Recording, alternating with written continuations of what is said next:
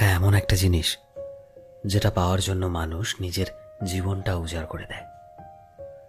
মানুষ বলে যে টাকা সবকিছু হয় না, কিন্তু সত্যি তো এটাই যে টাকা ছাড়া মানুষের কোনো অস্তিত্ব নেই।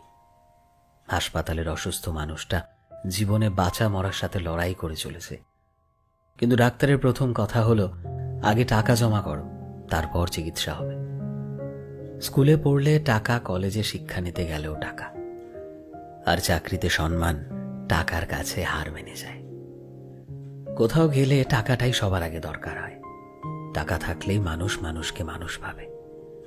টাকা ছাড়া মানুষটা যতই সৎ ভালো মানুষ হোক না কেন, সমাজ সেই মানুষটাকে অবহেলা করতে শুরু করে। বাস্তব তো এটাই যে টাকা শুধু দরকারই হয় না, আজকের মানুষের প্রয়োজন হয়ে উঠেছে। যার কাছে টাকা আছে সেই ঠিক, সে সব থেকে বড়, সে সবচেয়ে বড় সম্মানের যোগ্য।